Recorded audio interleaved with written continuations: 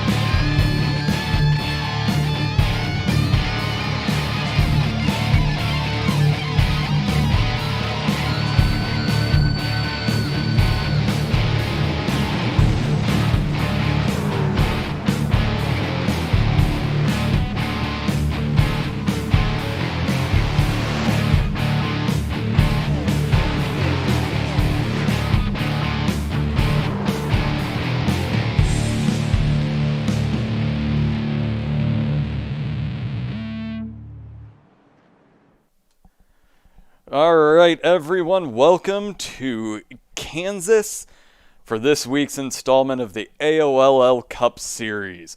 I'm Josh Laston. Hey, and I'm Carl Henderson.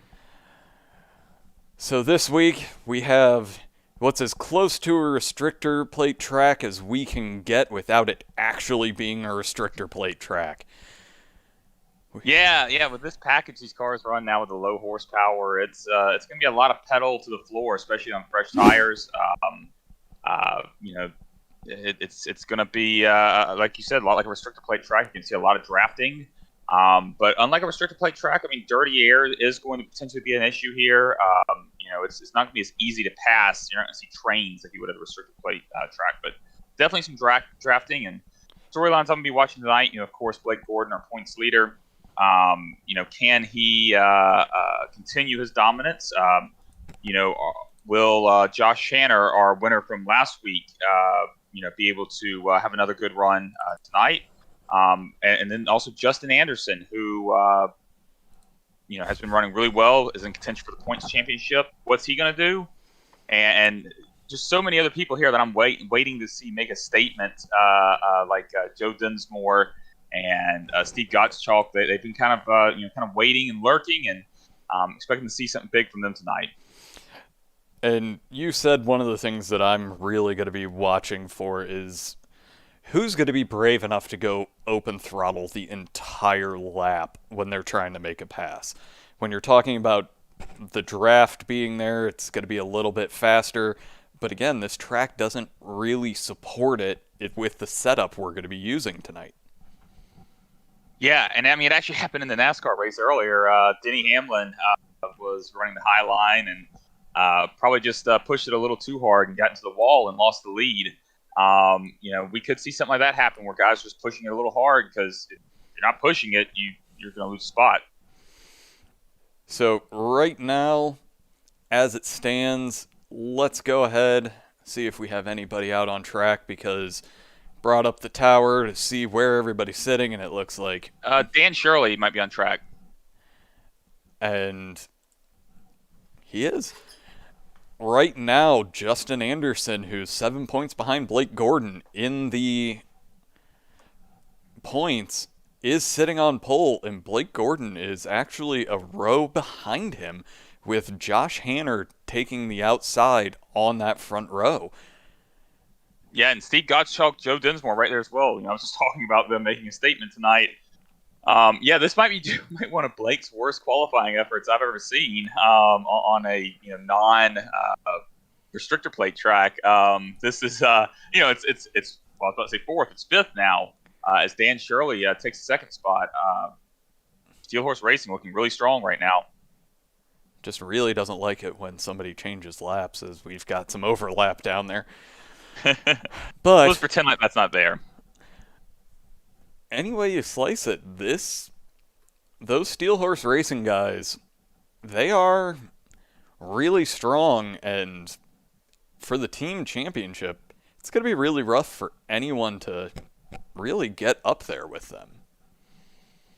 Yeah, I was watching them in practice as well, and they were really fast in practice. All of them were running up near the top. I think they've worked together on team chat. They figured something out about this package at this track, and I think right now my favorite, typically my favorite is going to be Blake Gordon anywhere we go. But my favorite tonight, I think one of those Steel Horse guys. Picking Steel Horse against the field, I'm going Steel Horse.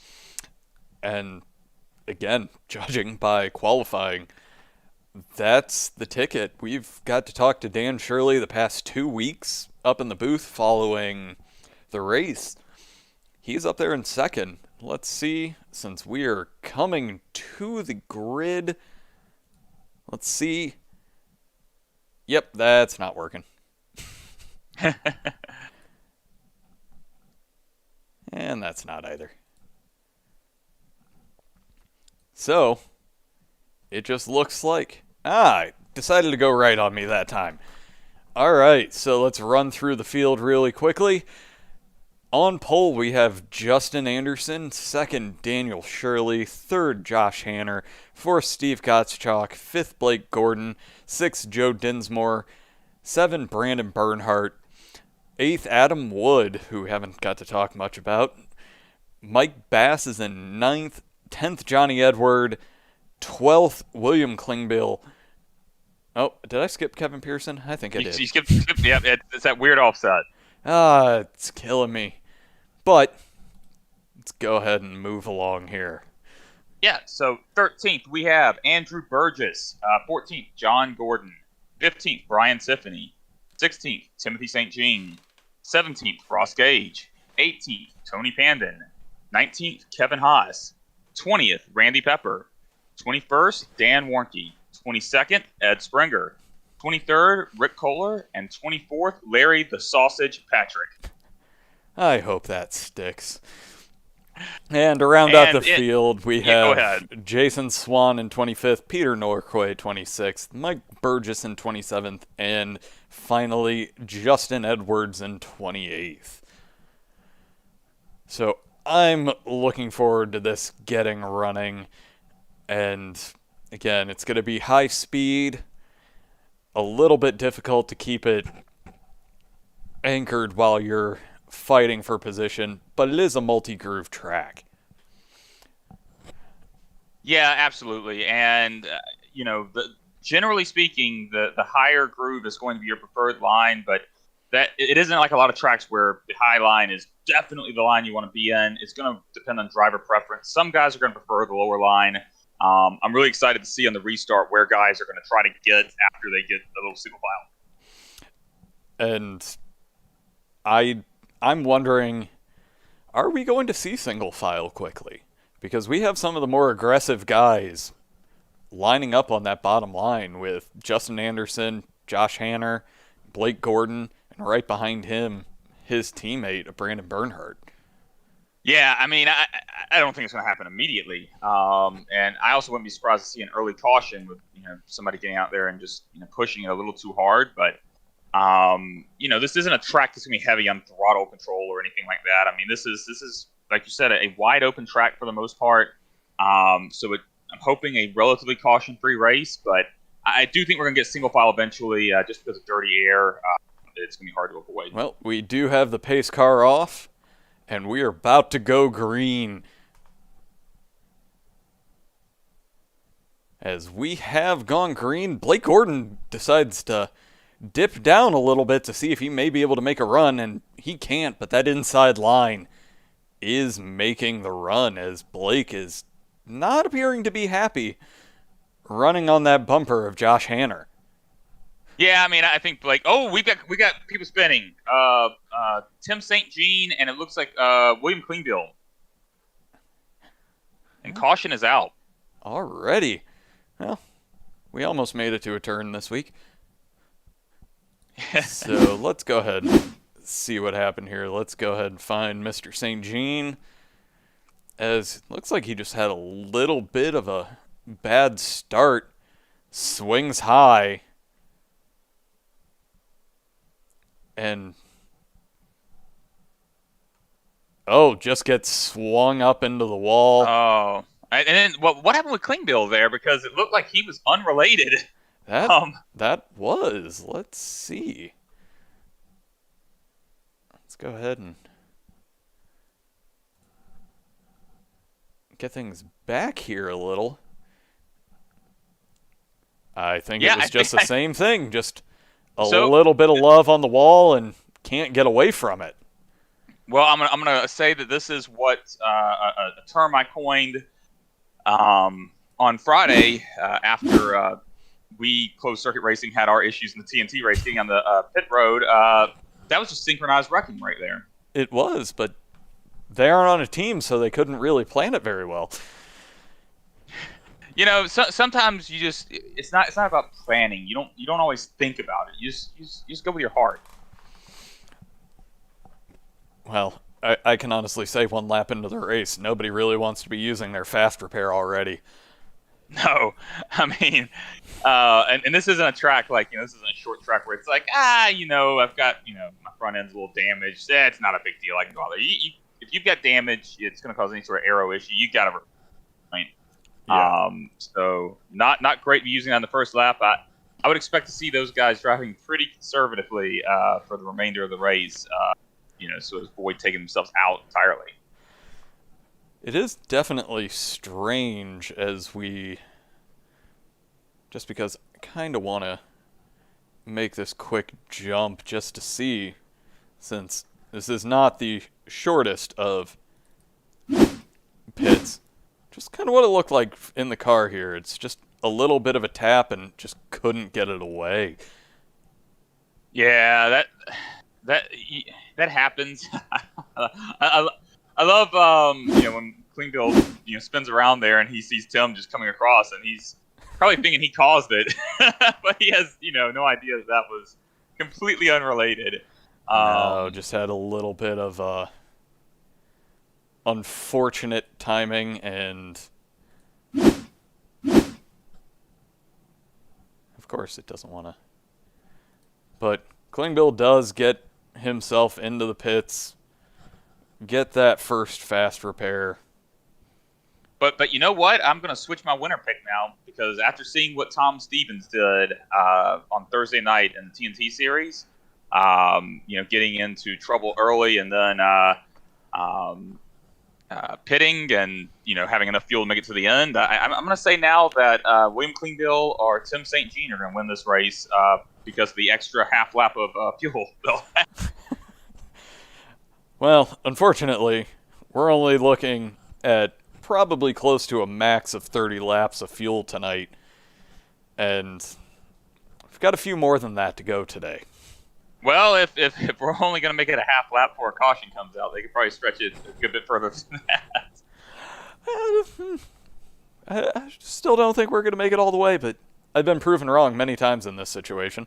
Yeah, I don't even bother giving fuel runs anymore because it seems like every time I make a fuel run prediction, someone stretches it way past that. So these guys are so good at what they do. Mine's based on very bad math skills, so do not put too much faith in mine. And we are about to get ourselves back to green flag racing. And one thing I do want to note right now is I want to take a look at Mike Bass. Even in that short time frame, made up 4 places from 9th to 5th. Wow. Yeah. There's a few guys that have moved up through the field quite a bit. Mike Burgess is up 7 spots, up to 20th. Of course, William Klingbeil fell back 14. Steve Gottschalk's down 24. I'm guessing he must have, because he only completed 2 laps and he's not currently running. So he might have disconnected or something. That's really unfortunate for him, as he was looking like he might have been a front runner tonight. Yeah, that is very unfortunate to see one of the... I'm pretty sure he also got a winner pick in the podcast on Friday, so I don't know if, as we are back green and Justin Anderson gets a massive jump, leaving that outside line with Josh Hanner at the front. Looks like Blake Gordon's going to try to give him a little bit of a push to get up there, but the front has gone to single file. But those 2 guys are hanging out around the top. Yeah, that's the advantage there of being the leader and being able to control the restart. You just get such a huge jump. It's when you see Hanner jumping here to the inside, trying to get around Dan Shirley. Yes, and I'm trying to figure out why I'm not getting race audio right now. So, I'm going to let you go ahead and continue doing what you're doing. Yeah, as you look into that, yeah. So we've got Hanner here still fighting for second place, and it looks like he should be able to take it here. That inside line working a lot better than I was expecting it to. As he kind of, I thought he was about to slide up there. That was Dan Shirley still fighting him off. So Justin Anderson still pulling away here. He's loving to see these guys back here fighting, and not really able to race against him. And Hanner now falls back to fourth. He tried to make his move and wasn't able to make it stick, and now he's sitting there behind Blake Gordon, who takes the third spot. I now remember what happened. Did you get it fixed up? I got us fixed up to where we can now actually hear those V8s going around the track. Yeah, so while you were gone, we had Justin Anderson here pulling out to a fairly large margin. Blake Gordon just, honestly, I was expecting him to be kind of forcing his way up earlier soon, and we see Hanner here fighting back for third spot. I'm not sure if maybe he got a little loose or tight when he was trying to make the pass earlier, and it's going to cost him the position, but here he is fighting for third against Blake Gordon. Well, now I think the big thing is Blake's getting that outside line. Oh, crossover. Oh, and we've got caution. The 7 car is around.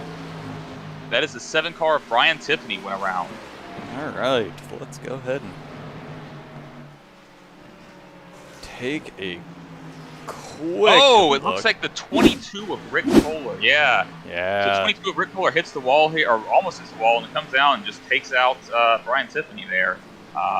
Fortunately, nobody else caught up in that, but unfortunate there for Brian Tiffany. Just a bystander in that. I was going to say, let's go ahead and just get a different view there. Yeah, just gets a little loose coming out of the corner, and luckily,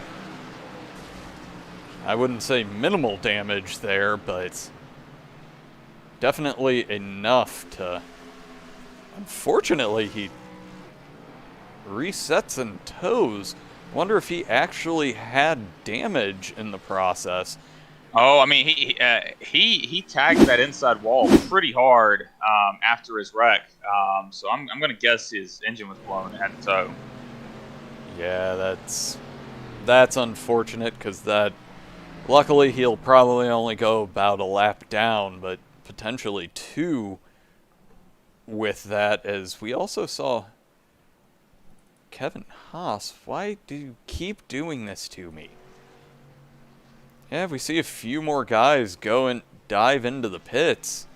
Hey, if you're at the back of the field, there's really no reason not to. I mean, give it a shot, see what happens. But honestly, I'm not gonna lie. I kind of expected the possibility of one of the leaders maybe potentially just maybe diving down, trying to have a slight tire advantage. I know tire fall-off hasn't been that bad due to the cautions, but you do start having some tire fall-off pretty quickly for these cars. yeah, this is... Especially if we're talking about going full throttle through some of these corners, it is going to be a little bit rough on those tires. And especially, I want to take a look at someone like Josh Hanner, who is having to run that low line with Blake Gordon on his outside. He lucked out and was in front of him when the yellow came out. But at this point... no, I mean, I think, you look at tire wear, someone like Justin Anderson, probably fine. But you get guys like Dan Shirley, Josh Hanner, Blake Gordon, who are fighting for position back there, not being able to run their preferred line, but still having to go full throttle or nearly full throttle in order to try to take the position or to hold the position. And they're going to be wearing through their tires doing that. And I want to call out while we're here, Kevin Pearson has made up 3 positions at this point. But the big surprise is back in 13, the number 88 of Peter Norquay is up 13 positions at this point. Yeah, I don't even know at what point he did that. We've had 5 flags or 5 laps of green flag racing. Yeah, he's up 13. Mike Birch is up 10. Yeah, that's pretty amazing. They were able to do that in such a short period of time. Yeah, I think it's just a little bit of luck that as people in front of him have been spinning, he's able to avoid it pretty easily, and before the yellow flies, make a few passes for people taking evasive action. Yeah, absolutely. I think that could be part of it. It's also like we mentioned before, it being a wide open track. You get if you find the right line where you can get a good run, I mean, you can pass some people pretty easily, especially on that outside. You start making runs, and then if you have to dive beneath someone, if you've got the momentum, you usually get around them. Before we go green flag, I do want to mention, involved in an early incident, William Klingbeil has made it back up to 18th at this point. Yeah, he's still down 5-6 positions overall, but he's fighting back here. I'm sticking with him as a possible winner pick with his extra half lap of fuel. Well, but again, he's making the charge to the front as we're about to enter 3 before we go green again. Yeah, I mean, look, I'm just saying, nobody expected Tom Stevens to win last week either. I mean, everybody was talking about potential winner picks. At some point, someone in this Cup Series that isn't, quote, supposed to win is going to win, and I can't wait to see it happen. Again, tonight's going to be one of those races that it's going to be an opportunity. Because it is close to a restrictor, but we do have the 2 Steel Horse guys on the front row as Justin Anderson goes ahead and takes off quite a bit before the line, but Blake Gordon is right there on Dan Shirley, looking on that outside. But Dan is not leaving him any room, and since we aren't fully up to speed, he may end up getting dropped a little bit going here. Yeah, Blake is so good at restarts. It always blows my mind that it seems like most people, the leader will leave him behind a little bit, and then Blake just keeps. I don't know how he does it. It's amazing. But Josh Hanner squeezes that top line up there and is not going to relinquish.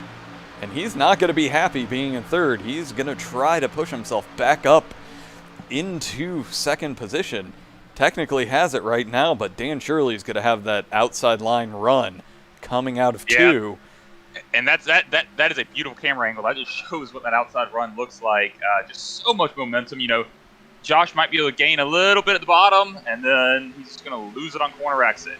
But he also has a significant advantage being able to drop down onto that apron here. But he has Blake Gordon right behind him that's going to give him a little bit of an extra push to try to make that inside line work. But with those 2 Steel Horse guys working together on the outside, it's not going to be much of a match. Yeah, it's just too much of that momentum on the outside. I mean, what you mentioned about going on the apron, that certainly helps. That's one advantage of being on the inside on the front stretch.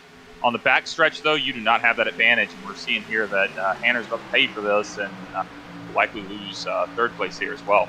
But we also have the advantage.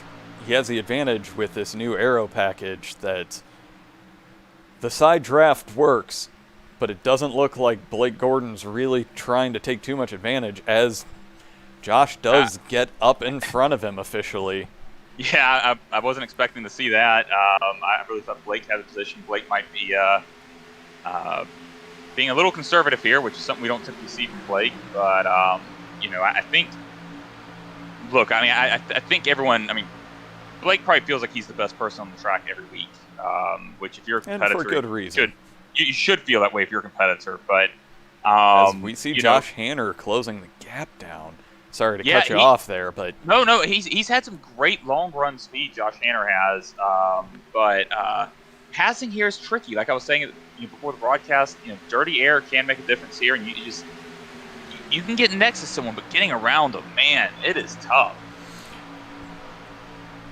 But yes, Blake he's always going to be a threat.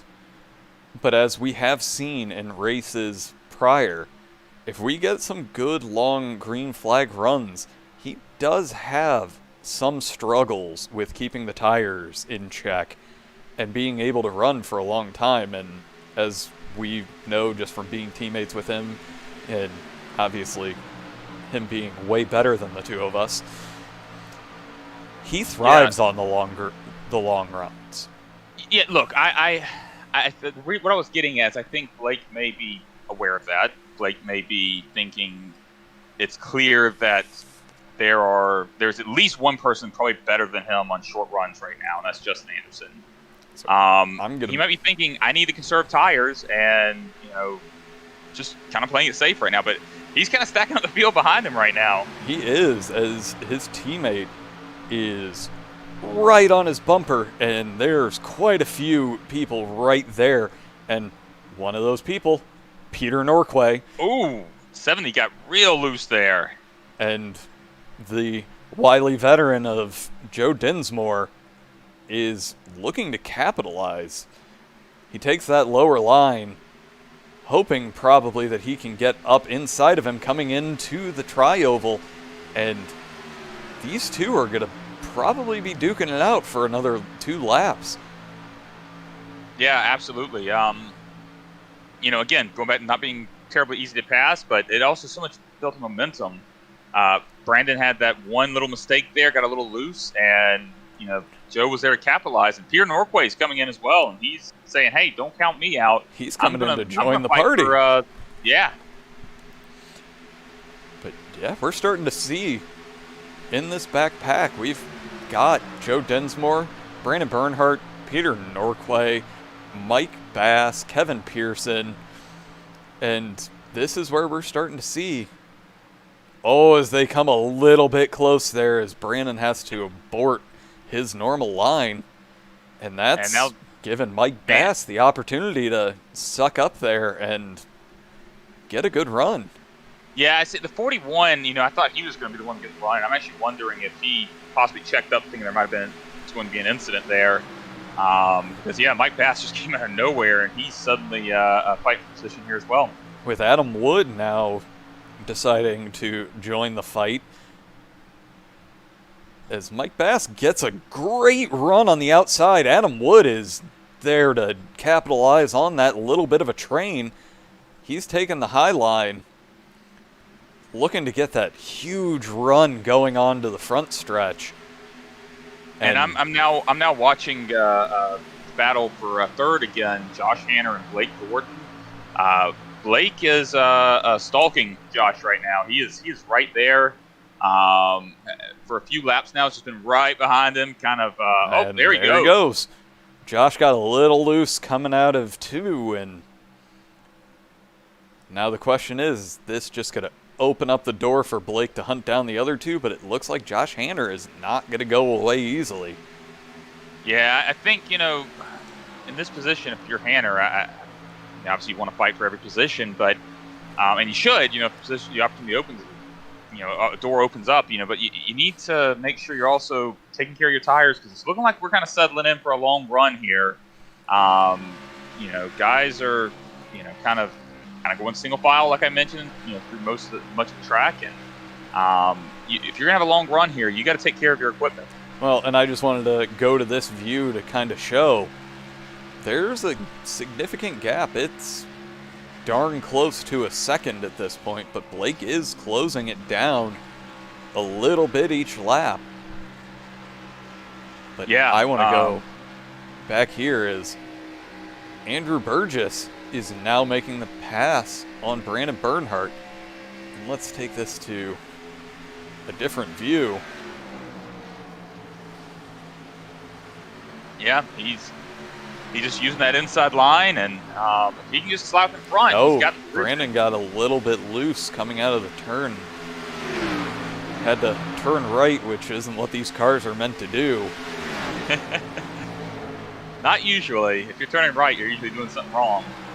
And he has comfortably made the pass at this point. But right behind him, William Klingbeil is back up to his starting position of 12th. Yeah, Brandon Bernhardt's kind of dropping like a rock right now. I'm not sure what's happening. Maybe you just put a little too much pressure on his tires, but he's been falling a little bit.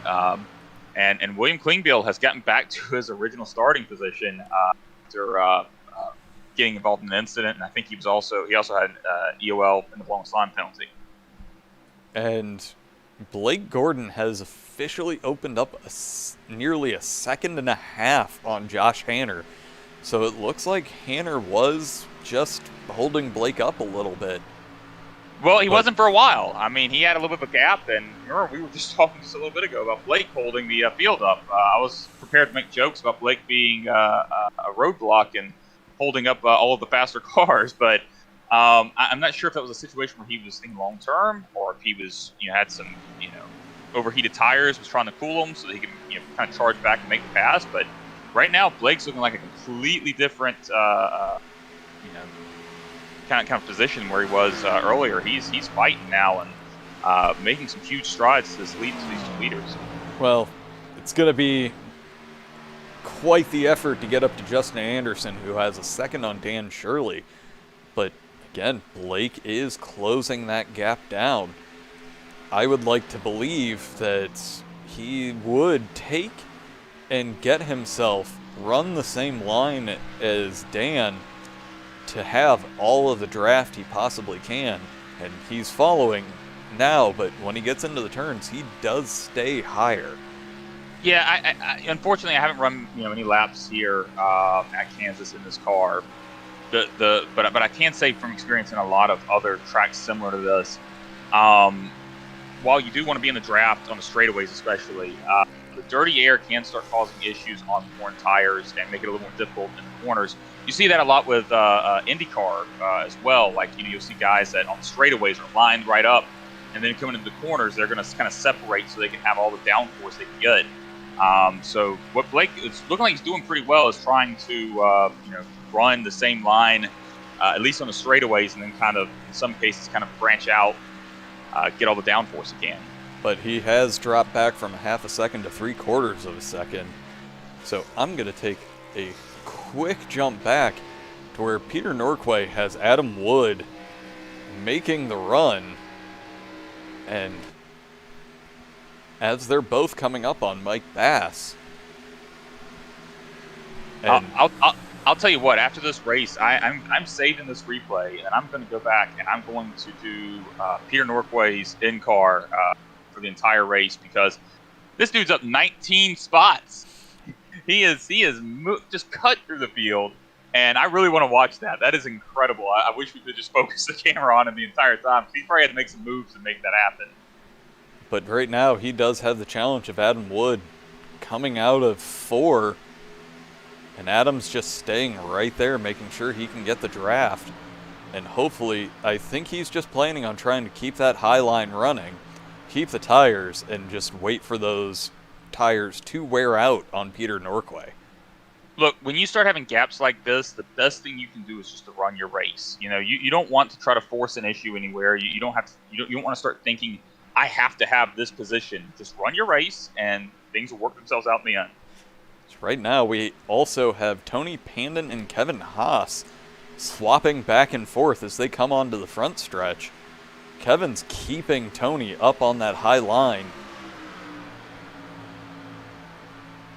Yeah. Gets in front of him, and again, we're seeing the advantage of the iRacing dynamic track to where we're getting to see multiple grooves here. Yeah, and I mean, it's like what we were talking about earlier. I mean, it's so cool seeing how the grooves work out. With the higher line having so much momentum, the lower line being able to dive deeper into the corner and take the shorter way around the track. But I will say, I mean, as much as I enjoy seeing this, I hope that one thing the next generation NASCAR car will provide is better passing opportunities, because we've seen it over and over again where guys are able to get next to someone and then just stall out. Even if it's a faster car, they just cannot get around the other person unless the person makes a mistake. So I'm hopeful that might get fixed while we can still see multi-group racing. Well, what I'm actually looking forward with the new car is the added downforce from the additional from the floor, and actually adding a diffuser, which is something that you see in Indy Formula 1, to where it's less reliant on the air going over the top of the car and it just being sucked down to where that dirty air isn't going to be as much of an issue. Why don't we just go back to the way it was in the 80s? Just lift the cars off the ground, and let's just depend on mechanical grip. If your tires have enough grip to hold you in place, then you're good to go. Let's get rid of all this downforce crap, because I want to see the cars hanging on because of their tires, not because of downforce. Why don't we just go back to getting them off the showroom floor and just putting massive V8s in them and just let anybody run? Hey, I'm in favor of that. Okay with. Very much okay with, because then I could. Even though I would kill myself. We're in single file mode, like I was mentioning earlier. We've got what is this, 77 here, trying to get around the 70. Yeah, it's this past. Didn't that already happen? At some point, I do believe it did, but I'm pretty sure we saw this once. We're on repeat. It might have actually been the reverse. Brandon might have been passing Andrew there, but yeah, they're trading back and forth. And it looks like Peter Norquay's kind of maintained the gap between him and Adam Wood. I do wonder, after he's been slicing through the field like he has been, if there's a possibility of his tires being a little bit worn or something like that. But he seems to be holding his own right now. I mean, we're 40 laps in. We have people pitting. Peter Norquay has said that he's going to pit this time. Dan Shirley is going to be pitting as well. Oh, you have the ability for that as, oh yes, we're starting to see. Oh, our leader's pitting, yeah. Everyone is. Blake goes a little wily there, but I think he gained some time there. That was some smooth driving. As long as he didn't get a speeding penalty. Well, we'll see. But they are dropping like rocks at this point, as we see Dan Shirley slide a little bit into his pit. Is he going to take 4? No. Oh, yes. Just a little slower than I remember these cars being. As he's out, as Josh Hanner appears to be the one to end up losing out in all of that. But Blake Gordon is off like a rocket coming out of pit lane. Well, I was talking about, this is one of those tracks where throttle control doesn't matter and all of that, but hey, exiting pit road, throttle control absolutely does matter, and you've got to try to get out as quickly as you can and get around that apron as fast as possible, too. Oh, as Justin Anderson goes in a lap after everyone. Yeah, I was watching to see when he was going to do it. That's probably going to hurt him, to be honest, because, these guys are going to have fresh tires and are going to be throwing down faster laps here than he did. But let's just look at this. Mr. Adam Wu has taken over the lead of this race. But, of course, now he's just following the leaders and making his dive in. So, Kevin Haas is going to take the lead. Hey, look at who's running in. We'll get second. We're going to have, once the cycle's through, we're going to have Ed Springer. And coming in the third, the Sausage, Larry Patrick. Who's apparently got a little bit rear-ended at some point. Well, that's, I'm not going to be too mean. We'll leave that alone. At least it wasn't the outside of the wall. Yeah. But he is starting to see those cars that have pitted make their way around him. I'm wondering if he's going to stay out, because Kevin Haas has officially gone into pit lane. Is he going to stay out long enough to get that lead? Because he's only. So I'm just looking. Talking about the fall off there, and I'm looking at lap times. I mean, they're almost 2 seconds. Ed and Larry, and they're about 2 seconds slower than their fast lap. And we're seeing Blake and Daniel Shirley, Justin Anderson, who is still in the lead.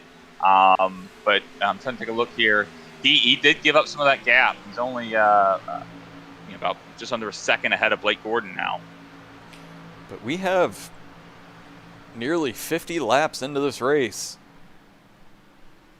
They have to be thinking when they may just be pushing this to the bitter end, thinking that they're not going to have to pit more than everyone else.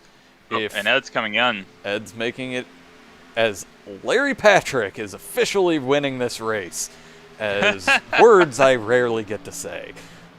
Yeah, look, I mean, I don't know how they are on fuel, but at this point, you've made your bed. I think if I'm in this position, you push it as far as you can and hope a caution comes out. You never know what'll happen. Because, you know, again, let me check to see when he last fueled. So he last pitted, Larry did, at lap 10. So he went in on the second of the cautions. So and that's what's giving him the ability to do this. And if they can push it right up to the end of the fuel window, and then the caution comes out and he comes in and pits, you know, at that point, some of the leaders are going to be considering it as well. You know, so that they could possibly make it to the end, or because, you know, fresher tires would help them out. So Larry would possibly be in a very good position there, but caution has to come out, or, you know, he's losing a lot of time on track right now. Well, they're seeming to take a play out of the TNT's playbook and get your cautions out early and then just run clean. You know, I think they might have been a little insulted with some of the comments I made on the podcast on Friday. They're showing me how it's done right now. This is some really great, clean racing. Might not be leading to much drama right now, but you know, these guys are keeping it clean. They're driving their butts off, and I love seeing it. But what we have to realize right now is our leader is only about 10, well, I don't want to call it the real leader. I think Larry's pitting. Yep, Larry has officially just started dropping down the order to where Jason Swan is our new leader. Has taken over the lead. But now Justin Anderson is only 9 seconds back and closing quickly. Well, look, at this point, you know, this isn't likely to be a race-winning strategy, but you get up to like the top 10 or something, caution comes out. You know, if the other drivers decide to pit, you put yourself in a very good position. Now you're a top 10 car. Yes, and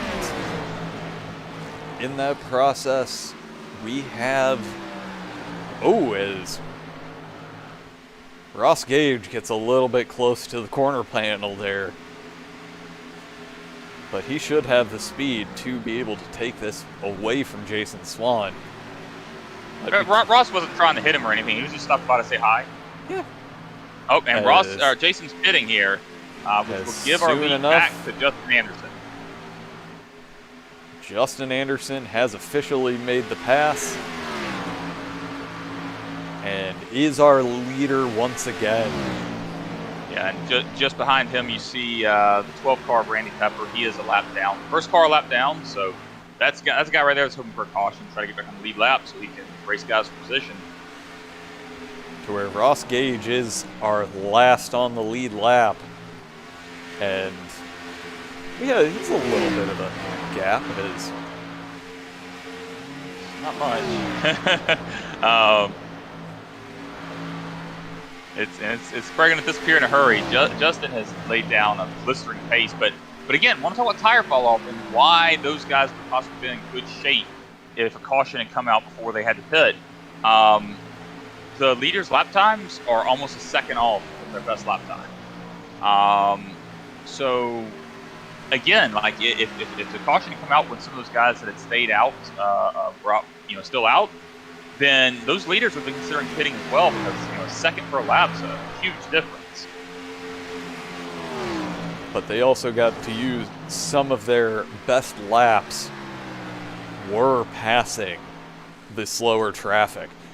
So they, granted, all of our top 5 have pitted, and we're under pretty much the same situation. Justin does have 1 lap newer of tires than everyone behind him,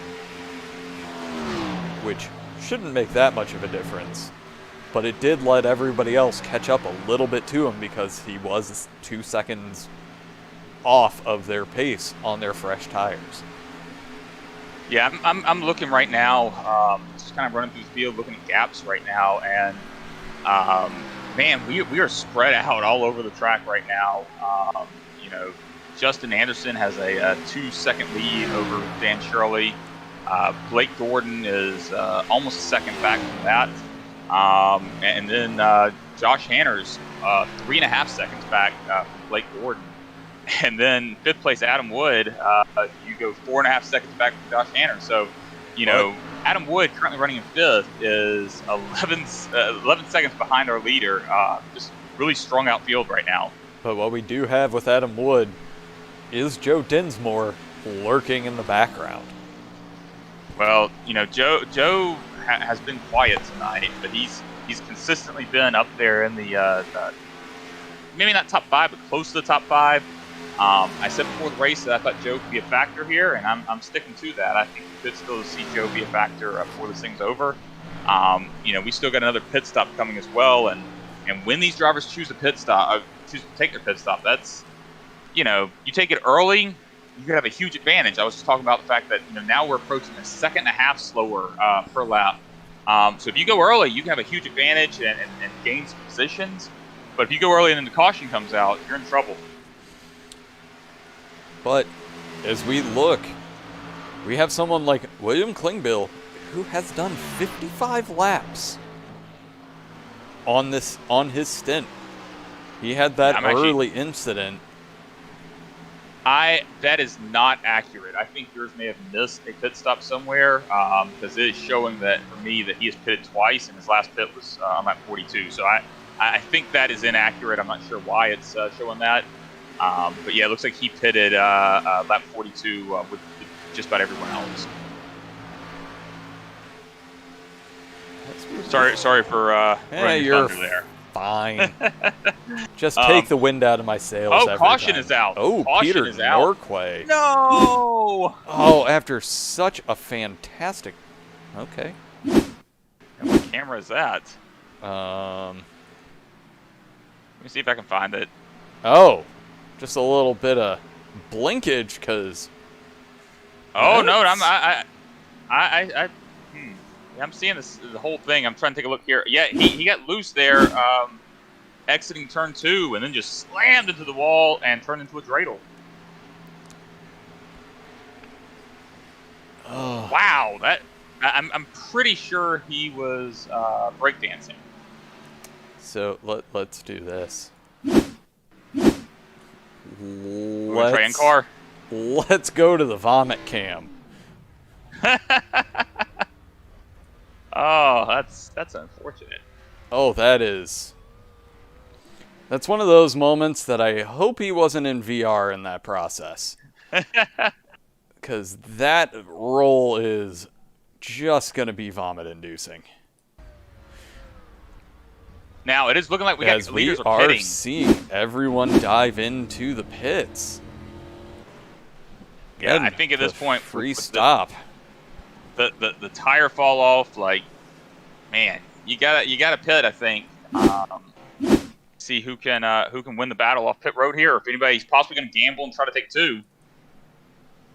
Why are we? As we just see that lineup, everybody looks to be taking 4. Yep, so far it looks like 4.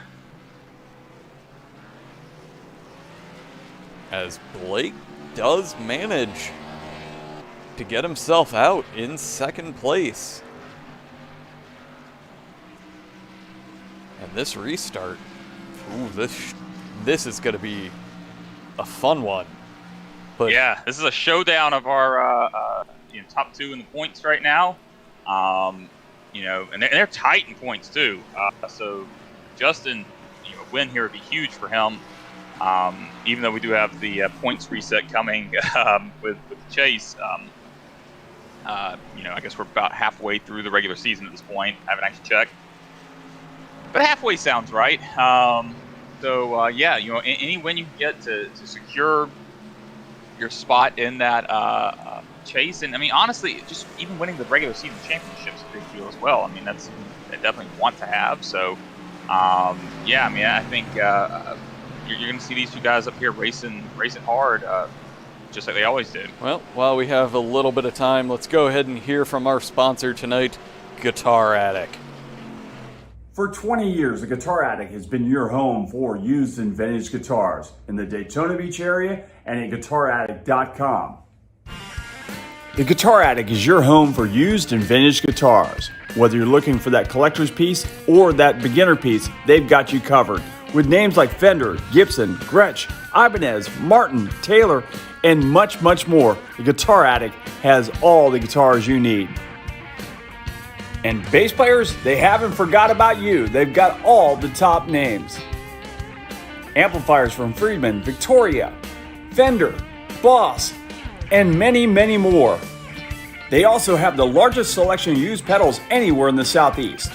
The Guitar Attic, located at 1672.5 Ridgewood Avenue, just north of Flomish in Holly Hill, Florida. Also, check us out online at GuitarAttic.com.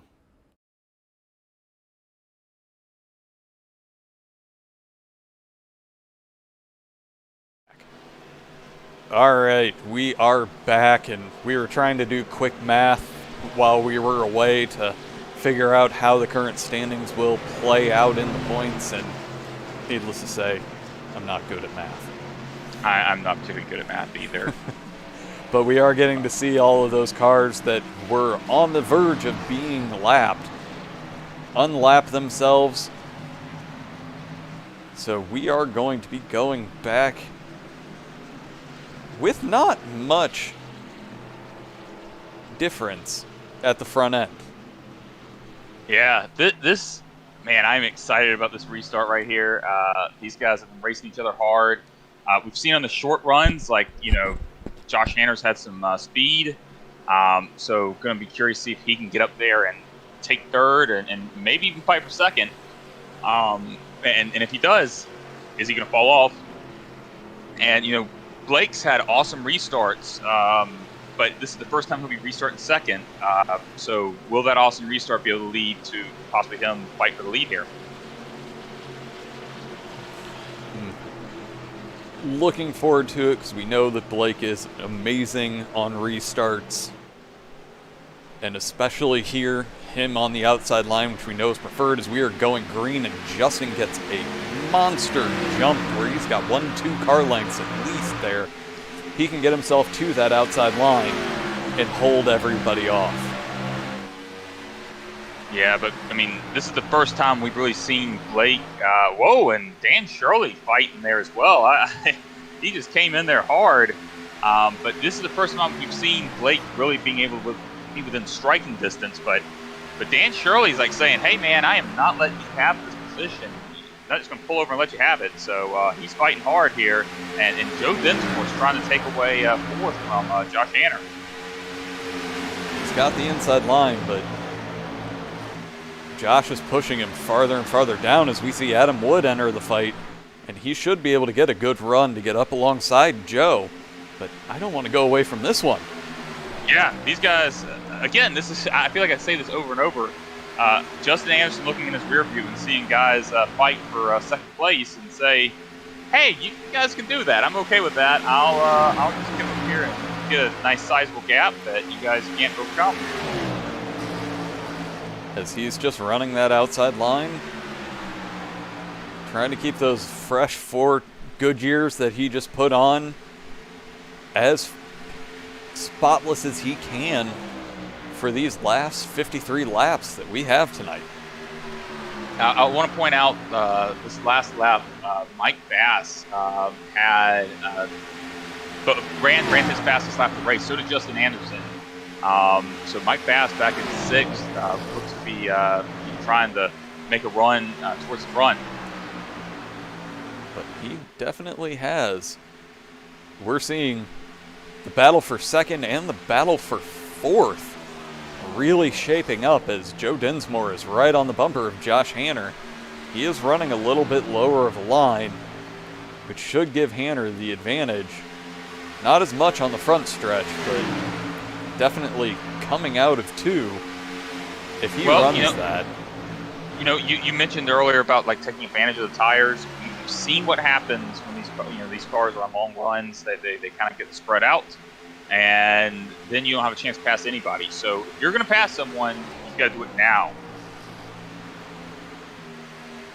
But Blake Gordon did make that pass and now has his sights set on Justin Anderson. But Justin does have a half second on him. But it is shrinking right now. Blake is shrinking that gap right now. But by fairly sizable amounts, that could be, you know, just sort of pacing a little bit, trying to conserve his tires for when Blake does get there, he can fight him off. Or it could be that Blake's faster. But Blake is now down to 0.4 seconds, and it's still shrinking. Well, Blake's best lap is slower than Justin's. Yeah, Justin's been insanely fast all night.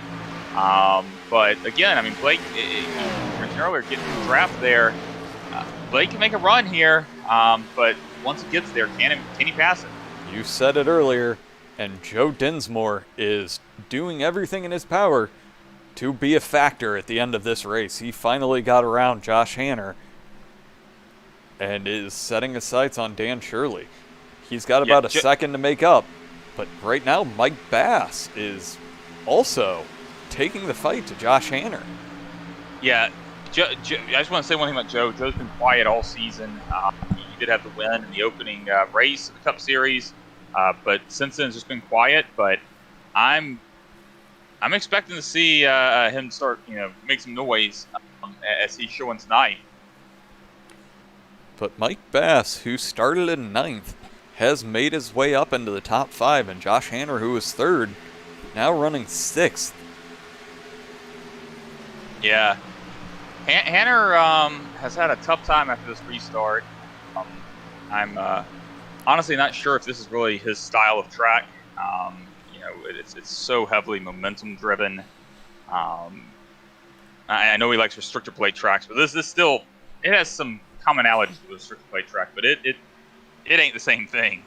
No, it's not. Huge packs, but as we move back up to the front, Dan Shirley is now right on Blake Gordon and thinking about trying to make that pass.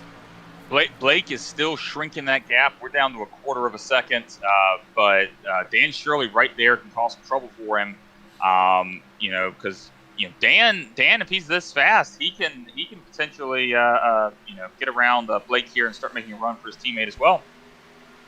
And we've seen those two running for a lot of the night, but without a doubt, right now, Dan Shirley does not want to be anywhere but 2nd. Right. Yeah. No. I mean, look. I mean, everybody. You know, I look at, again, Justin looking here. He's got his teammate there battling with Blake. You know, Blake's having to, you know, to a degree, drive through his rearview mirror right now. Because while he has to run his own race, he also can't leave a hole wide open for Daniel Shirley to come through. No, I wanted to come a little bit of a mid-pack run as we see Adam Wood making a bit of a run, but we see this group of 3 cars is duking it out and very close as Adam's trying to make his way around Don Warnke. And Adam just made up 3 places in that process. Yeah, Don had a really good run off the corner there. Adam running a much lower line, so he's going to beat him on corner entry, but Don's kind of pulling away on that corner exit. But Adam does look faster right now. We just had Brandon Bernhardt go down into the pits. Not exactly sure why, but he is on his way back out now. I'm going to see if I can go back and take a look, see what happened.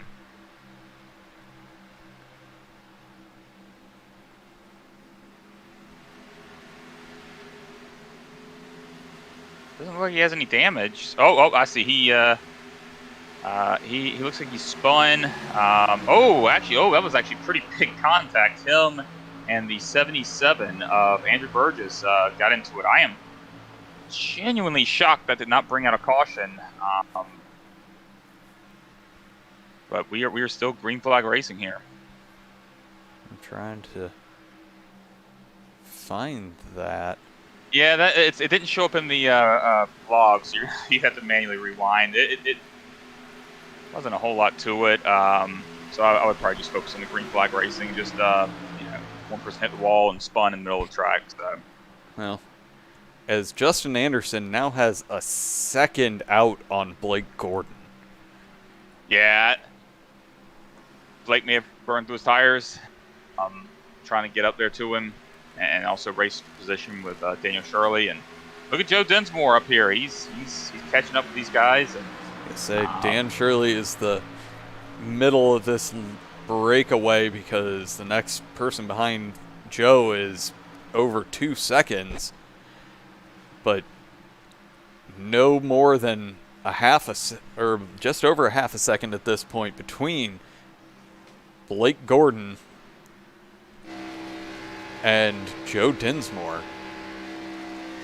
Hey, I want to point out one person who's running really well after his incident earlier. William Klingbill is now up to 7th. He has, overcame an incident and then also an EOL from that, and is currently running 7th. And I know from running with him before, TNT series last year, he's always seemed really good at these style of tracks where you're kind of wide open and got a lot of good speed right now. I think his best lap is certainly off the pace of the leaders, but could potentially be a factor here. But looking at lap times right now, his last lap was quite a bit slower than the people around him, but maybe it's a bad lap. Let's see what this one timed in at. Actually, even slower. So he's currently falling off the pace. I'm not sure what's happening there. But again, he started 12th and he's in 7th at this point, even with that incident. But right now, Mike Bass actually has Joshua Hanner still lurking behind him. I'm curious if he's just nursing the tires rather than try to make the early move. But he's definitely trying to get that top 5. Yeah, Josh Hanner and Mike Bass are running pretty similar lap times right now. Hanner was just about a 10th faster this past time, but pretty consistent right around each other. But you're right, Hanner may have seen what happened to him last time. He kind of backed off a little bit, and is trying to give these guys something on a longer run. As we see Daniel Shirley here fight for second. And there's nothing more that Justin Anderson wants to see than these two go side by side. Oh, I guarantee you there is one thing he wants to see even more, and that's for Joe Dinsmore to get up there and pass him as well, because that would be 2 teammates right behind him. Well, we don't want to see too much collusion, but... I'm not suggesting collusion. I'm just simply saying that, in the TNT series, I want to win every race, and I want you in second, and I'll say I want Nick in third. Chris can finish somewhere else. I don't really care. Oh, Mama's man boy is due for a win, as you are, but this week, I'm not hopeful even for myself. Well, I think there are certain guys that are favorites at any race, and I think you're certainly a favorite in the TNT series. Justin Anderson, Blake Gordon, favorites in this series and Truck Series. But again, I feel like we talk about those guys a lot. There are so many guys here that can be a factor. We've seen it over and over. One of his names scrolling up there right now is Steve Gottschalk, who must have had some sort of technical incident issue, and we know that Daniel Shirley can be a factor. We know that Joe Dinsmore can be a factor. We've seen after last week, Josh Hanner can be a factor. Well, as I wanted to go back here to see, Josh has gotten himself alongside Mike Bass, but he is unfortunately on that lower line, but he is coming into the front stretch, which should give him a little bit of a help, but not enough. Yeah, I think, William Klingbill is pitting. William was well off the pace there. And we knew we needed another pit stop somewhere. So this might be his Tom Stevens moment, having the pit due to being off the pace. Who knows, might get him the win here. But with 33 laps left, we're going to see, as Josh Hanner is also making the bold move and getting into the pits now. I love it. I absolutely love that. I think that is a very smart move, pitting now. We've seen that there have not been a lot of cautions. We've had some long runs. Come in and take the chance, and hope you don't end up a lap down. No, as we start to see this same battle, Blake just cannot drop Dan. Yeah, this is clear. This is not like one of Blake's best nights, and Daniel Shirley is having a terrific night. Has been a factor all night, and it seems like he's had a surge of momentum, as we've mentioned before. We've had him in the booth a few times. I'm not sure if he's practicing more, or if these are just tracks that are just really favorable for him, or if he's just had good luck. But he has definitely been more a factor the past few weeks than we have seen since his win at the Daytona Road Course. And we see him getting up alongside, but Blake on that outside line is going to be able to get the run here and keep him back. William Klingbeil almost ran over John Gordon. He's got those fresh tires right now, and he's trying to move in a hurry. I thought he was about to spin John. Right now, Justin Anderson admitted. I think he's seeing that great pace from those fresh tires to where Josh Hanner is starting. He is a lap down at this point, but no one wants to be that person to get undercut at this point. Right. Yeah. I mean, again, you're talking about a second and a half slower laps right now, consistently, and if you're still out on those tires, you're going to have to pit. You can't stay out. So it comes down to just when are you going to pit? Point out that guys are even entering the pits like us in the Cup Series. Yeah, maybe they took some maybe Rick Kohler here took some inspiration from us and decided, I'll try that out because I think those guys finished in the top 10, so I'll give it a shot as well. Oh, Rick, that's just an unfortunate move. And but we know how it feels. Oh, and here we go. As we are seeing everybody else make their trip into the pits, and right now it's 2 laps of faster tires. Those guys that were running in the front, I think that should be enough for Josh Hanner that pitted much earlier. We should actually be able to see him come out battling for second with that undercut. Well, Hanner is about 1.4 seconds behind our lead, who will eventually be our leader when the cycle's through, Justin Anderson.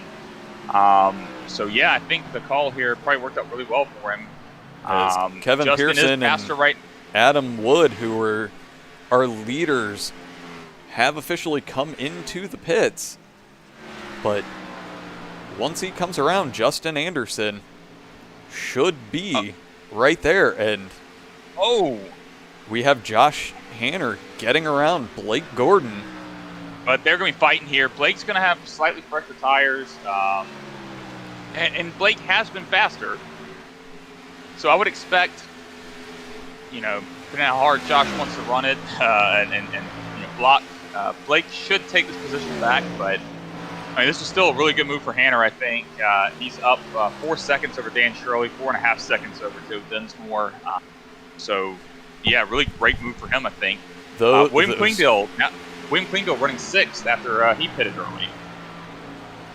And right now, he does have Mike Bass back behind him with Rick Kohler in between. So that's actually going to keep Klingbeil pretty safe from Mike Bass for a little while. Okay. Yeah, absolutely. As he's going to make me eat my words immediately. Thanks, Mike. No, Rick does have the fresher tires. So he should be able to hold him off, and he's no slouch. Rick is, unfortunately, a lap down, but he can race. Wait, who were you saying had fresher tires? Rick. He came out about a lap.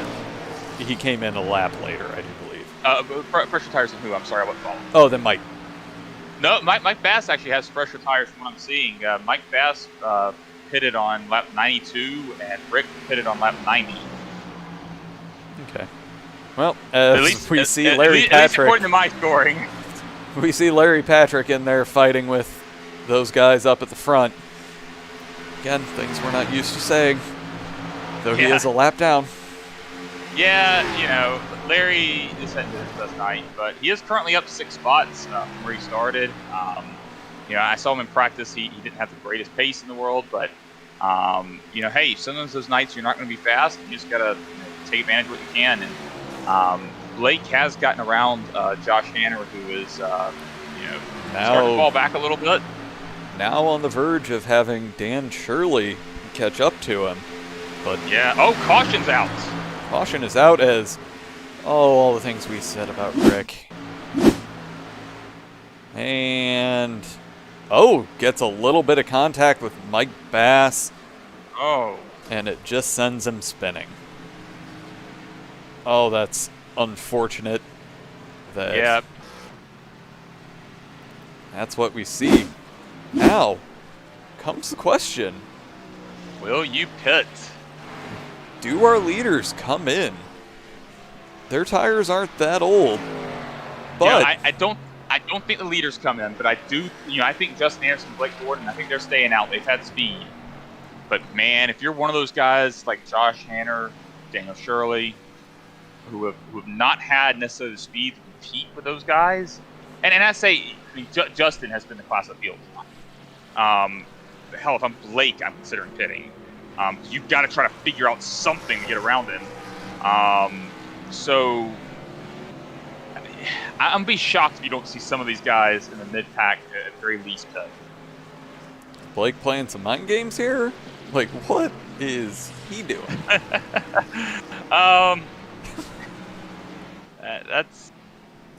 There you go. We see both Blake and Josh Hanner diving into the pits. You know what I think the strategy was? I think Blake decided he was just going to get behind Justin and just push him past the pit road entrance. But we are starting to see a lot of people diving in. Yeah, and that's exactly what these guys wanted to see. Like, if you're coming in the pit, and if a bunch of guys behind you stayed out, that isn't good. I mean, you're going to, have to get through a bunch of slower cars before you can get to the leaders. But right now, I mean, Blake Gordon, Josh Hanner, whoever wins the battle off pit road here, will be coming out 8th. So they won't have to go through a lot of guys who. It's Blake easily wins the battle.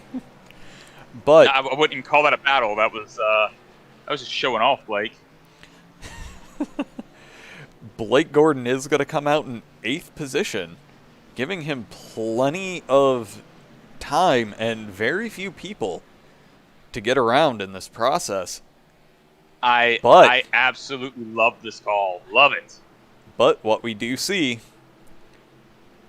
is a group of 3 Steel Horse Racing guys at the front with Justin Anderson, Dan Shirley, and Joe Dinsmore. Yeah, I think, if assuming Blake or Josh or any of these other guys who just pitted are able to get up there, the worst part about this is that you're going to have to get through 2 of Justin's teammates in order to be able to battle him. And they're not just going to pull over for you. They've had speed tonight as well. They're going to fight you for it. I mean, again, Daniel Shirley's is 30.3 his fastest lap. That's the same as Justin Anderson. I believe that is the only other person who has matched that has been Mike Bass. And everyone else has been slower. So, yeah, those guys are fast. And those guys think we can win.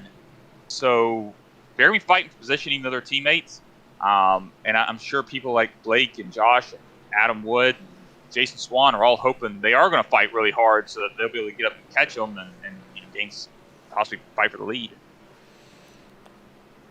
That is true, but let's take a break and just hear a little bit more about the AOLL with a little bit of a commercial that was put together by one of the admins, John Gordon. The AOLL Racing League began racing in the early 90s with Papyrus's NASCAR Racing and has grown over the decades, now racing on the iRacing platform. The AOLL has 3 divisions: the TNT Series Developmental Division for our beginners and those getting back into racing, the Cup Series for our veterans and Class A licensed drivers, The Sportsman Division racing the Gander outdoor trucks with drivers from the TNT and Cup Series. You can catch all of the AOLL action here on Ghostfire Media.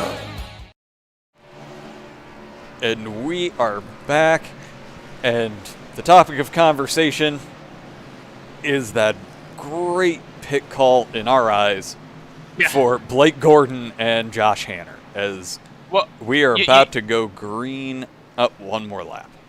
Yeah, I was just Justin and Dan and basically everybody that's up there right now. We're in a tough position. If Justin pits, his teammates might have come with him, but then Blake and Hanner probably stay out.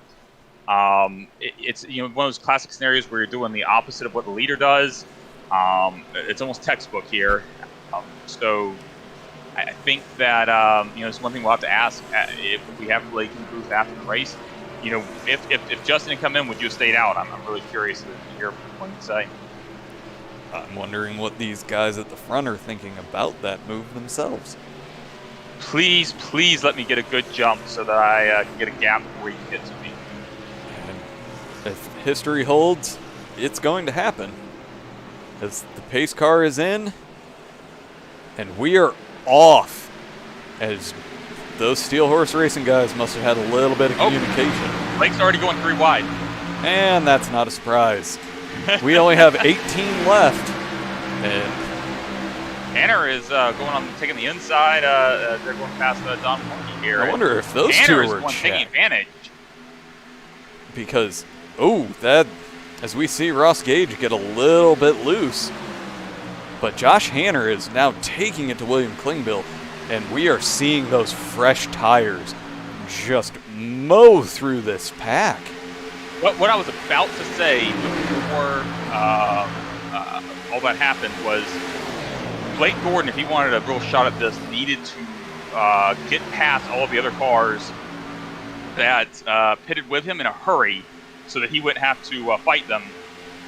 And unfortunately, because of slower traffic, who had every right to fight him for position, I'm not saying in any way they should have pulled out of the way or anything, but just the way it plays out sometimes, that enabled Josh Hanner to be able to get a good restart there and pull away. And, Josh had the luck of the lower line there as well, as Blake is continuing to go 3 wide. I'm going to make sure, as he just set the fastest lap of this race.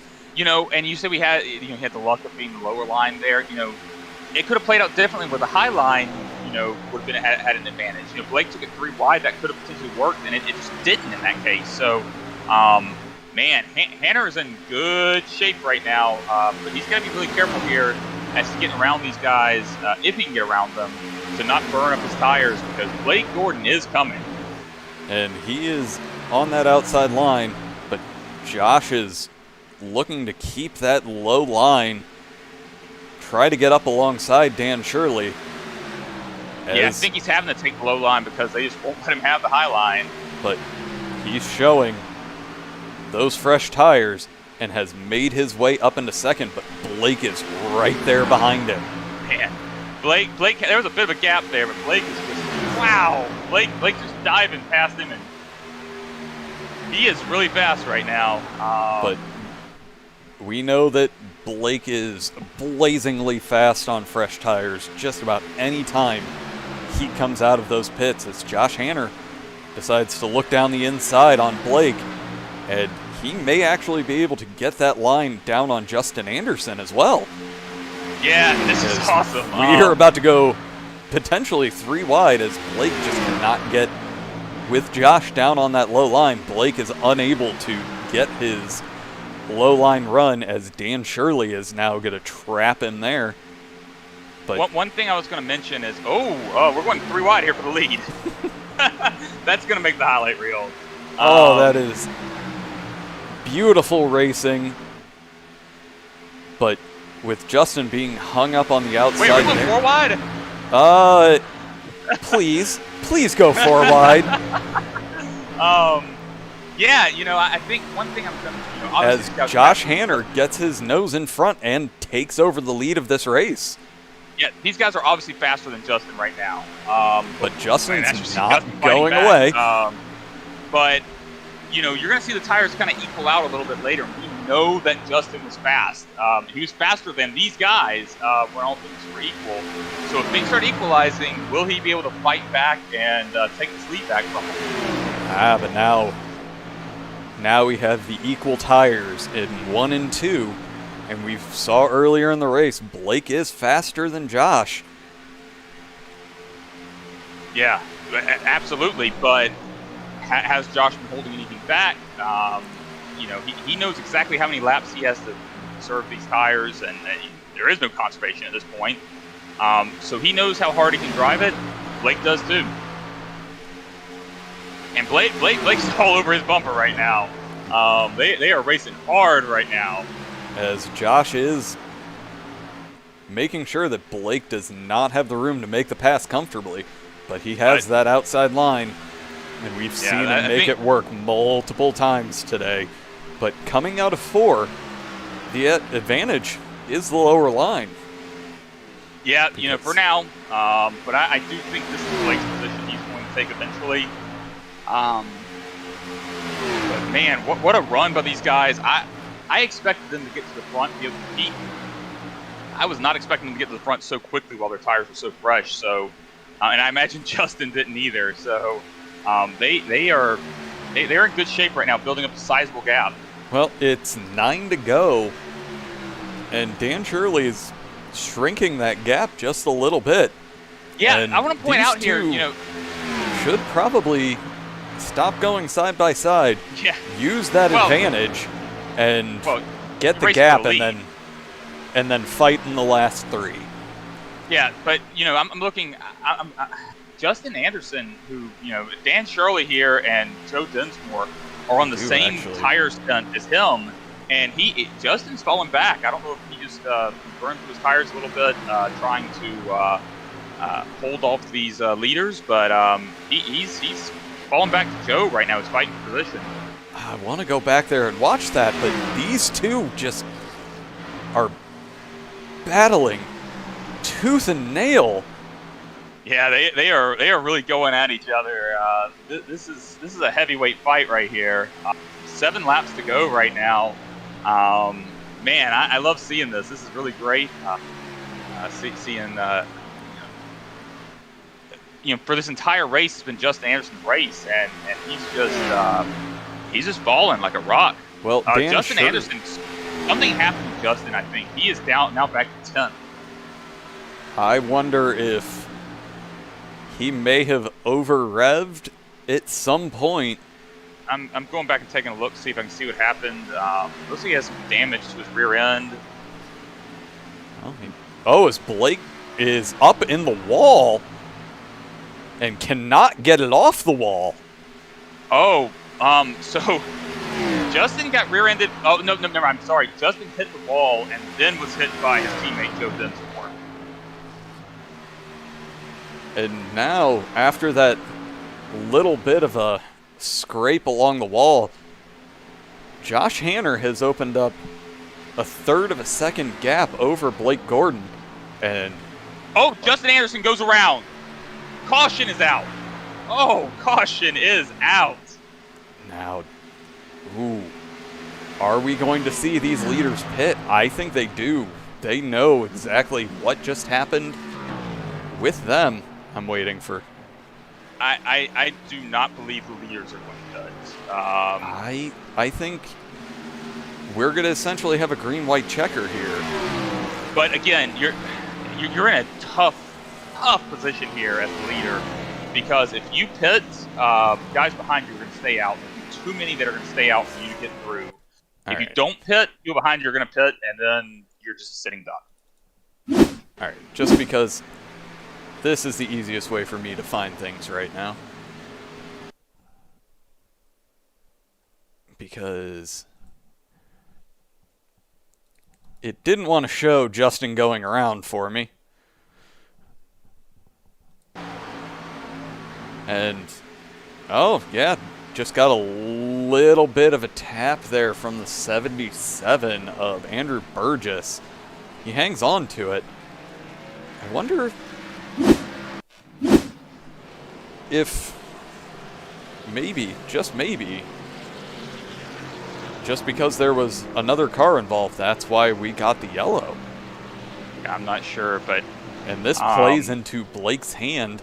I won't call it a Blake caution because... You know what? I will. I'm going to call this a Blake caution because it was looking like Blake, after hitting the wall, was not going to be able to chase down Josh Hanner. And look at that.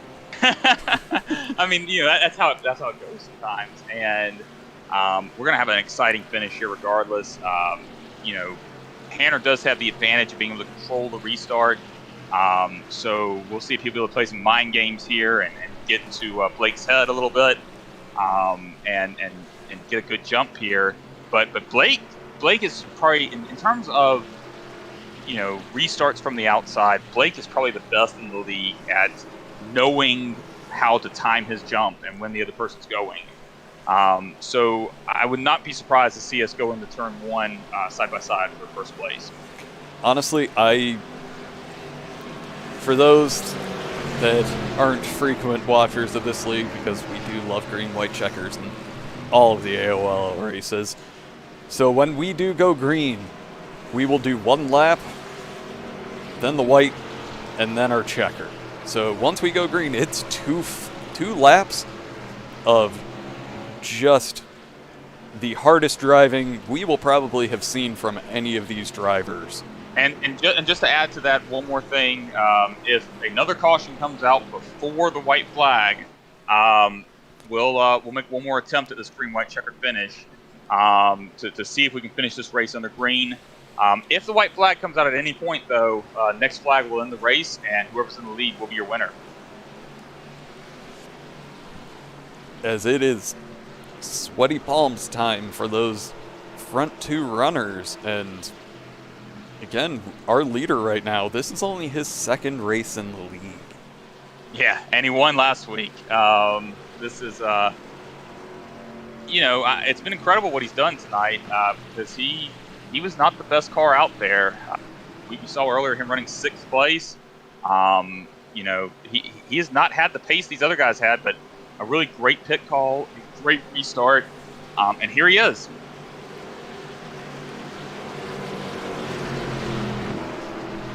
As the lights are off, so I do want to really... Oh, that's not the one I wanted. Oh, of course it's not going to show me.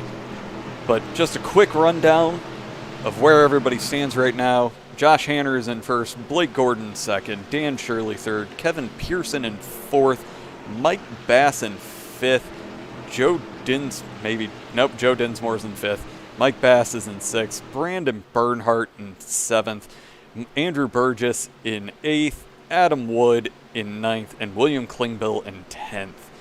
Don't want to go too far as we are about to hit 3, so we are about to go back to green for 2 more laps. Yeah, I'm betting Josh Hanner is really nervous right now. Unfamiliar with, has not had to restart many races in this league yet. Timing's going to be crucial for him. As the sun comes out to heat up the track, and that'll just make things even more interesting as we go green. As Josh gets his jump and gets a great jump, gets a 1-2 car length lead over Blake Gordon. Dan Shirley dives to the inside. Yep, Dan Shirley there fighting for position. Look, Dan Shirley going for the lead. As Josh what a great jump by Dan blocks Shirley. that run, as Josh is going to try to make that car 3 lanes wide going around here. But Dan Shirley getting that inside run. It is, this is what I was saying earlier about tires equalizing after a little while, but I was not expecting Dan Shirley to be up here and fighting for position as Blake Gordon considering taking it 3 wide here. As he takes it 3 wide going into 1, and Josh Hanner should be able to get a good run off of this, but he's going to have a lot of traffic to deal with, and he does get around. But right now, his saving grace is the fact that Dan Shirley is below Blake Gordon, to where Blake cannot get himself down, as Mike Bass, Ed Springer crash behind them as Josh Hanner crosses the line in first, Blake Gordon second, and Dan Shirley in third. What an incredible run. Wow. And Blake Gordon gives him a bump of respect, I'm going to assume. We'll find out in the post-race. Really great run. Man, that was a great race. My heart is racing right now. These guys, we had long green flag runs. We had pit strategy. We had side-by-side 3 wide action at times. What an awesome finish. 3 wide going to the end. Oh, man. I'm going to say it now. This is my favorite race this year. It was brilliant, as we're going to see Larry come up and give him a little tap and make it and get stuck there. I'm pretty sure he just humped his tire there. Give him just a tip as Josh is going to go ahead and burn the tires to the ground for the second week in a row.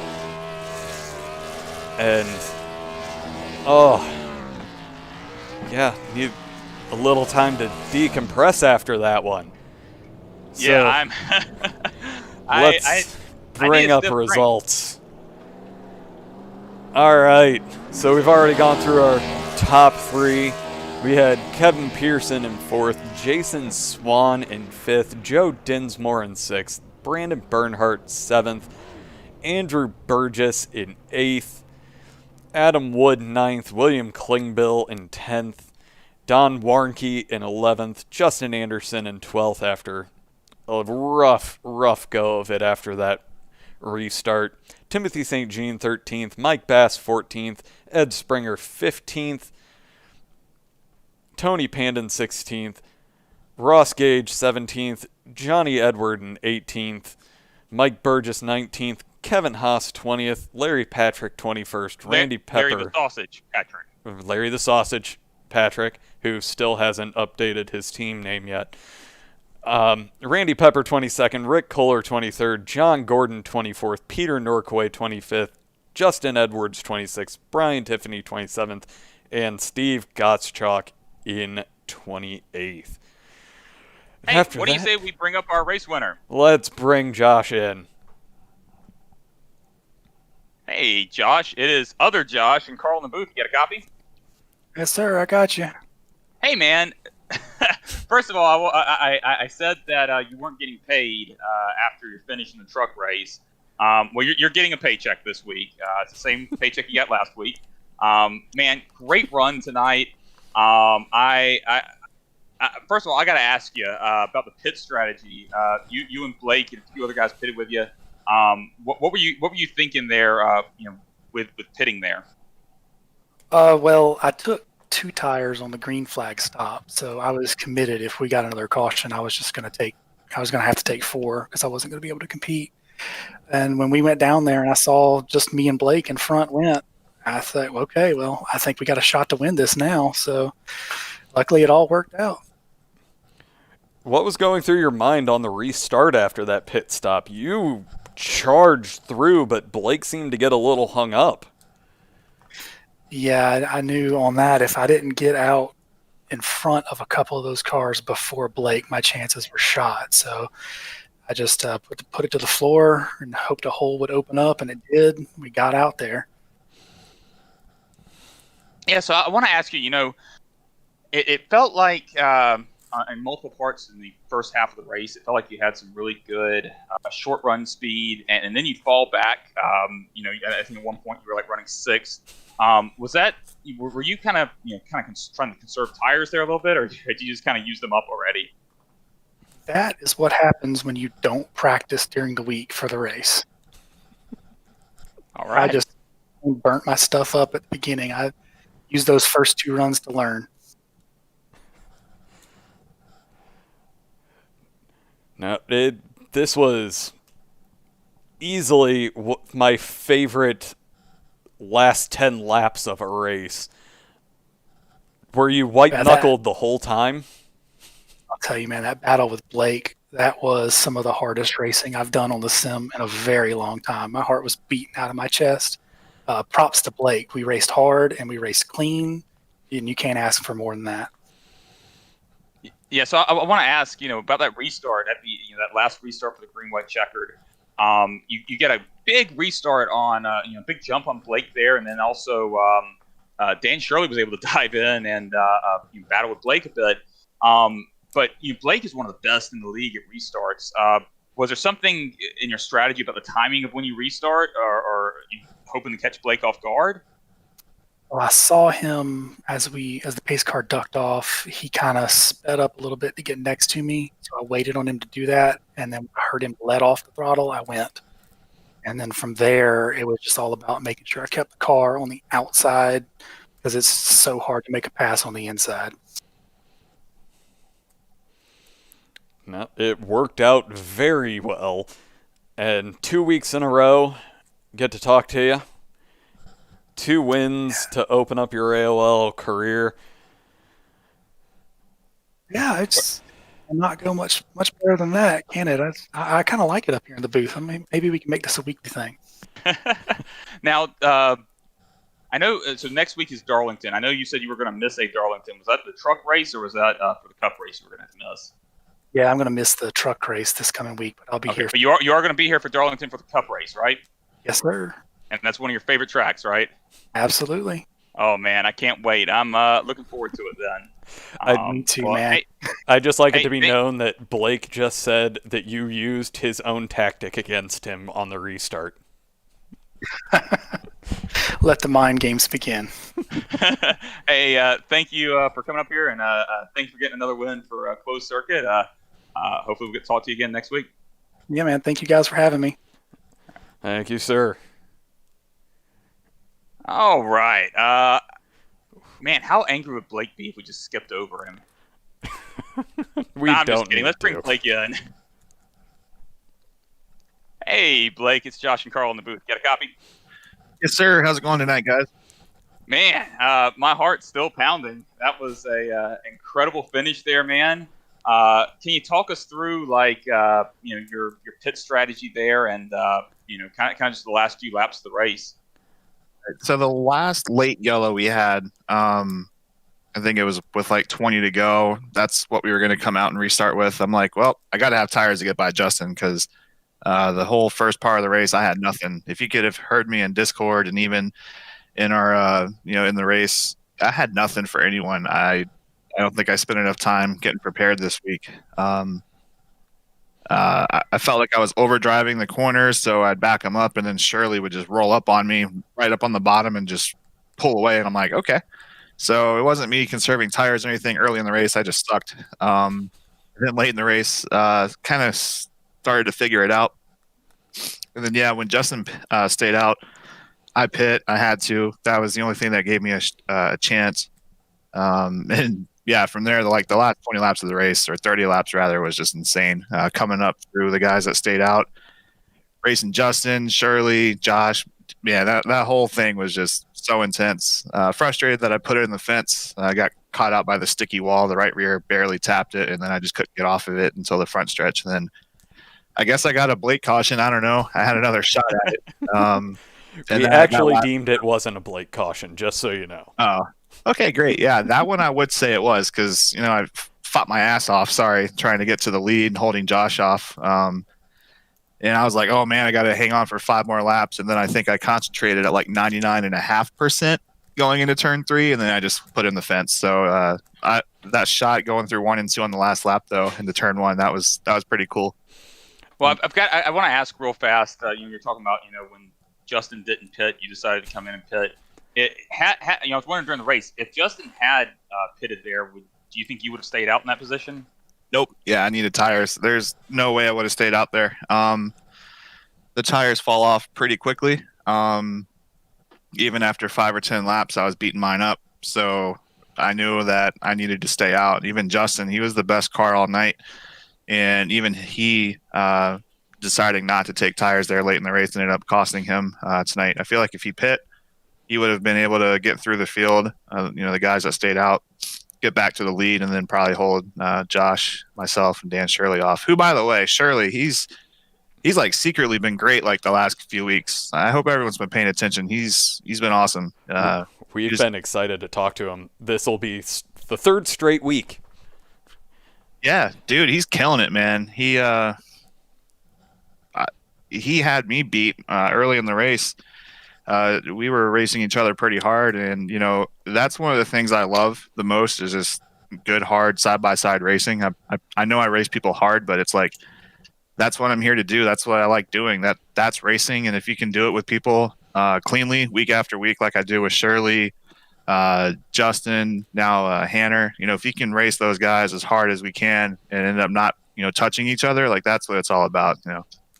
So my biggest question is, right before you came in for that last pit stop, you were right on Justin's bumper. Were those just a little bit of mind games? I was just saying hi. My speculation was that you were, if he was deciding he was going to pit, you were just going to try to push him past pit road and then duck down. I don't know. I mean, I kind of fake pit road all the time. I just do it to have fun and be goofy. I'm not really actually trying to draw anyone on the pit road. I mean, if Justin pit there, it was hands down going to be his race as long as he got through the traffic just fine. Because, I mean, the entire race, he somehow managed to stay up front, make the tires last, be fast as hell. And I'm just like, I don't know how to do that. Like, something here is not working for me. We're usually pretty equal. So those last little bit of speed, like whenever one of us is missing it, it takes a lot of work to figure out where it's missing.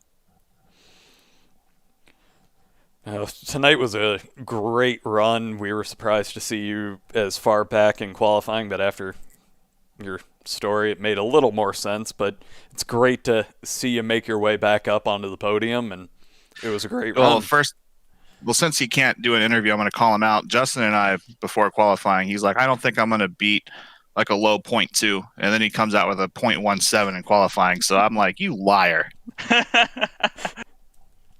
I don't understand how he set that lap time. I think y'all might want to check his tires for the sticky stuff or something. I don't know. We'll pass that on to. Well, yeah, I mean, you're an admin, so you should just look into it. Yeah, true. We will. Hey, appreciate you coming and talking to us, man. Of course. We appreciate you guys Darlington. Broadcasting. Hey, of course, man. We got Darlington next week, so maybe we'll get to talk to you again. I doubt it. That's not my good track. So we'll see. All right. Thank you, Blake. Yep. You guys take care. See you. All right. Time for week number 3 of Dan Shirley. All right. Let's bring him up. Hey, Dan. It's Josh and Carl in the booth. Got a copy? Good evening, guys. We talk again. 3 weeks in a row. It feels like we may have to get a permanent seat for you up here. Well, it'd be nice to be the first one you speak to, but knocking out these P2s and P3s and ending up on the podium consistently. Happy with it. Heck of a race tonight. I was thinking there for a little bit that you were going to be the first person we spoke to after that green-white checker. You, despite the fact you were on older tires than Josh and Blake, I mean, you dove to the inside and you were coming for Josh. I really thought you were going to take it there for a little bit. What do you think happened there? Do you think, possibly given some more laps, you would have been able to take the position from him? Given some more laps, probably not. I think the new tires would have won out. And on that restart, I just intended to tail Josh through and try to put Blake behind me, but something happened. I got a great run into the first turn. I don't know if maybe he shifted a little early or something, but I had great momentum, so I was committed to the low line pretty much the entire race, and the door opened, so I just put it in there to see what would happen.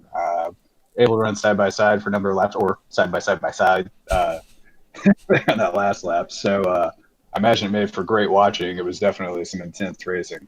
You definitely gave us what was easily the best last lap I've seen yet this year. I'll be excited to go back and watch it on the broadcast, and hopefully you guys had some excitement in the booth. But shout out to earlier, probably like 15 laps before that, when Justin was in that pack. Justin and I were on the older tires. Josh and Blake were on the new tires, and we were mixing it up really well there. I think at one point might have poked it in to make it 4 wide, but but we had a good path there up front. Yeah, I really thought you were about to go 4 wide at that point. Like y'all were, it was already 3 wide, and you were. It seemed like you were really considering it.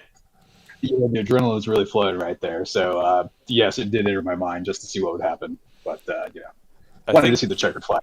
I think if anybody is going to be able to hold it and be able to try 4 wide without incident, the group that you would have been there with would have been the ones.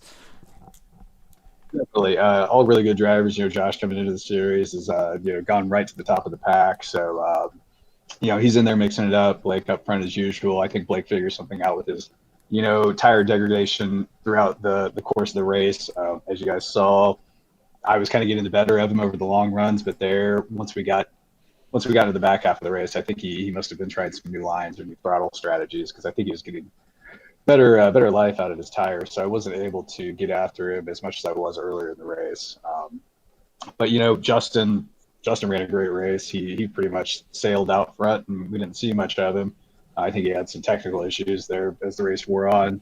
So let's talk with him and see what happened. But overall, yeah, I made some personal mistakes during the race. Bad start, couple pit stop errors. So fortunate to be on the podium probably, but like you guys said, intense racing, good stuff. Hey, I know this won't be a very popular answer from an AOLL perspective, but just as a broadcaster perspective, next time the opportunity for 4 wide comes up, I would encourage you to just go for it. Well, yeah, maybe we can make that the banner page or the banner image for the league, the series page. Yeah, you said you wanted to see what happens. I would like to see what would happen too. So yeah, just give it a shot. Let's see what happens. And next time maybe we can make it 5 wide. Let's just see what happens. Okay, but next week at Darlington, let's not try it there. Hey, I want 4 wide on the exit of 4. Well, you're a man of chaos.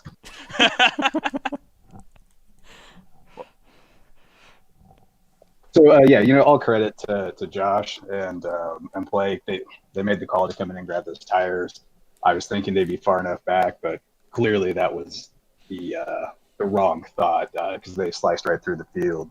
And I think that's what made the difference. They were able to get those great runs off the top and overtake me. And I was kind of sitting back before that final yellow, just wondering how hard they were going to go at it and if a door might open for me to get the the easy P1. But those guys are class. So they were able to hold together. And we're on to Darlington. So how do you feel going into the track that can't be tamed? Well, I actually am looking forward to it. Anybody that was around for the Sportsman finale in the previous season will know that I had a very good run going on there until an unfortunate late yellow. So I'm looking forward to getting back there. It'll be the first time back since the championship was removed from my hands late in the race. So I feel like it's the redemption tour. Well, I'm looking forward to it. Go ahead, Josh. Great run tonight, and hopefully we can make it 4 straight weeks next week. But we want you first next week. Well, I'll do my best. Again, guys, thanks for throwing the broadcast out there. Can't wait to go watch it. It's always, like I said before, it's great to get another perspective than what I'm seeing during the race, just to really understand what's going on out there. And shout out to the team. We did a lot of good testing there in the practice and worked out some good strategies with the settings we could adjust. It really helped me. So appreciate those guys, and appreciate the admins. All right. Thank you, Daniel. Thanks, guys. All right. I think that just about does it for us. But don't miss a lot of Darlington this coming week. We'll have Tuesday night the IVRL. Wednesday with the Sportsman Series. And then the AOL Cup Series on Sunday. And all of those are going to be Darlington. Yeah, lots of Darlington this week. And where's TNT Series at? New Smyrna? Yeah, I believe. Yeah. So I pushed it out of my brain. That'll be a much slower track. That'll be a much slower track, and the ARCA cars aren't a big fan of it. Yeah. So I'm looking forward to our week at Darlington. I'm going to try to watch all the races. I'll be calling 2 of them, so I'll have to watch them. But thank you, everyone. Congratulations, Josh Hanner. And we will catch everybody on Tuesday. Thank you, everyone.